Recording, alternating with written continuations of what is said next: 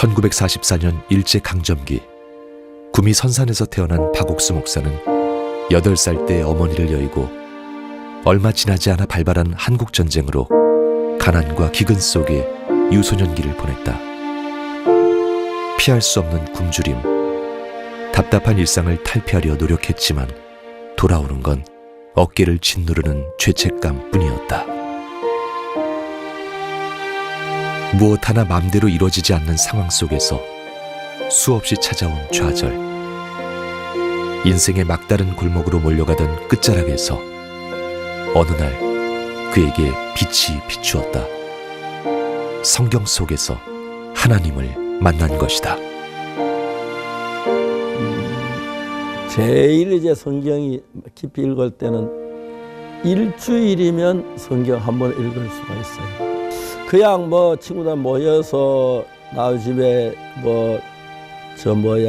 감자 캐서 먹고 또 참외 따 먹고 그런 거 했을 땐 정인하다가 집에 돌아오면 막 그렇게 가책을 받고 새벽 기도에 나가서 이제 새벽 기도 마칠 때까지 다 가고 남은 혼자서 죄를 용서해달라고 죄를 고백하고 그런 삶들을 상당히 오랫동안 살아왔습니다. 나는 그 지옥 갈 거라는 그런 두려움이 있었고 또 내가 죄를 그만 지어보려고 했는데 잘 안 되고 그러면서 막 갈등을 하다가 1962년도에 새벽 기도를 마치면서 성경 읽고 하는 동안에 내 죄가 사했다는 사실을 성경에서 발견할 수가 있었습니다.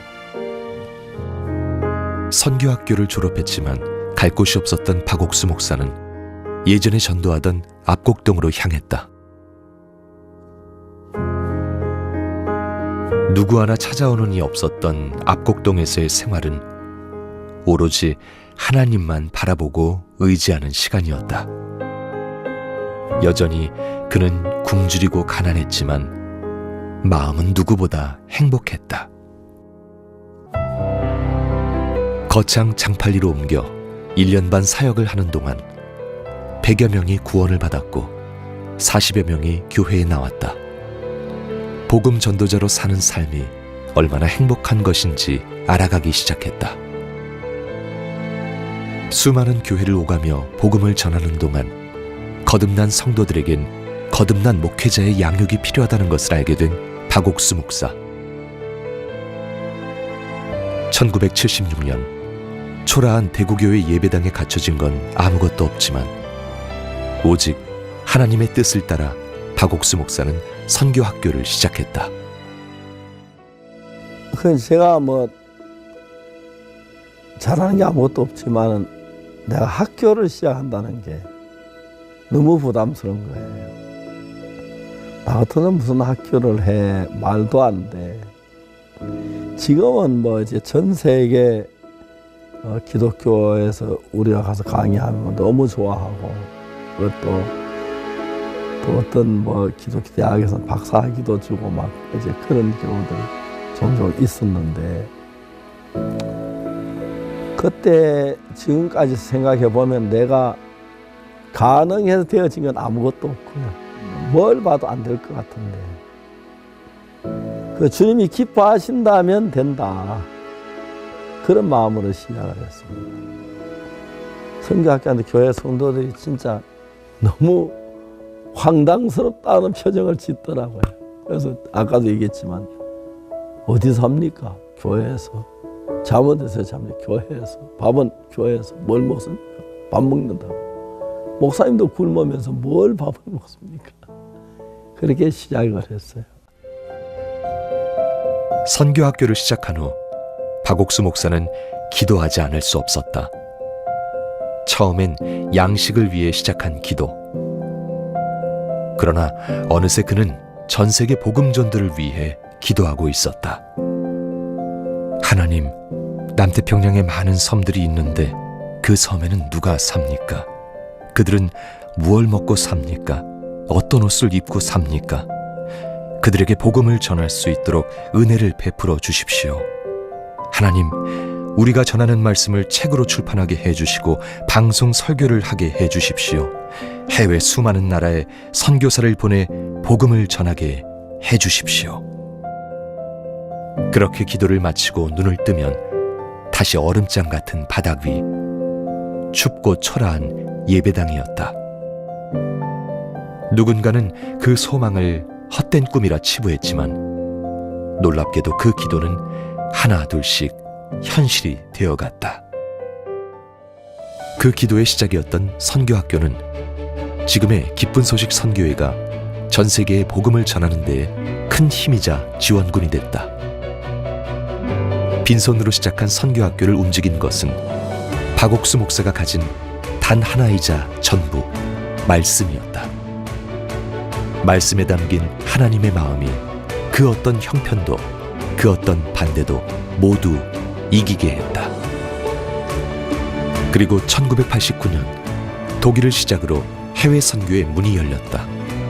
그야말로 아무 기반도 없던 선교 초기, 성경과 작은 짐을 꾸려 도착한 척박한 땅에서 의지할 것은 오직 말씀뿐.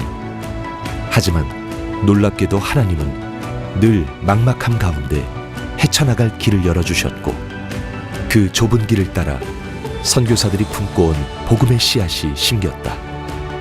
그 씨앗은 선교사들의 땀과 눈물 그리고 굳건한 믿음을 양분 삼아 싹을 틔우고 잎을 내며 무럭무럭 자라났다. 복음에 자신의 삶을 바친 선교사들의 희생이 걸음으로 뿌려진 땅에 복음의 열매가 맺히기 시작했다. 신실하신 하나님께서 그 종에게 주신 약속을 모두의 눈앞에서 이뤄가고 계셨다. 점점 더 많은 곳으로 복음 전도자들이 파송됐다. 그곳에서 터전을 일군 전도자들은 나라 구석구석을 다니며 복음을 전했고 교회들을 개척하기 시작했다. 갈수록 더 많은 전도자가 필요해 현지에 선교학교를 세우고 자신이 품은 약속의 말씀을 현지 전도자들에게 심어주었다. 마인드 교육이라는 새로운 문은 각국 정부로 이어져 대통령에게 복음을 전하는 길이 됐고 청소년들과 복음 선교를 위한 선교센터를 짓게 됐다. 코로나 팬데믹 기간 방송과 온라인을 통해 각국 전역에 전파된 복음은 전 세계 목회자들과 교인들을 본격적으로 복음을 탐구할 수 있는 굿뉴스 신학교로 이끌었다. 전 세계 기독교가 오직 성경으로 하나 되고 목회자들의 영적 변화와 화합을 이루어 전 세계 복음화를 이루고자 하는 꿈을 갖고 있던 박옥수 목사는 2017년 미국 뉴욕에 기독교 지도자 연합 CLF를 설립했다. 현재 기독교가 직면한 문제를 해결하기 위해 진정한 회개와 믿음의 목회를 실천하는 목회자가 절실히 필요함을 실감한 박옥수 목사. CLF를 통해 목회자들이 성경에 나타난 하나님의 마음과 합한 자로 세워질 수 있도록 끊임없이 말씀으로 교류하고 있다. 매년 뉴욕에서 열리는 월드 컨퍼런스, 각국에서도 크고 작은 포럼과 컨퍼런스로 전 세계 목회자들이 교리와 교파를 넘어 함께 복음을 전파하는 놀라운 역사가 이어지고 있다. 어느덧 50주년을 바라보는 선교학교의 역사. 오직 성경 말씀으로 성도들을 이끌며 믿음으로 펼쳐나가는 사역. 그 시작에는 하나님이 주신 꿈을 평생 마음에 간직하고 믿어온 종의 기도가 있었다.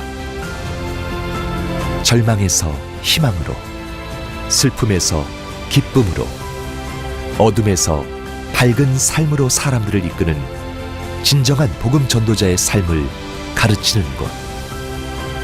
삶을 마치는 그날까지 하나님께서 주신 꿈을 쫓아 믿음으로 발을 내디딜 선교학교의 내일이 더욱 기다려진다.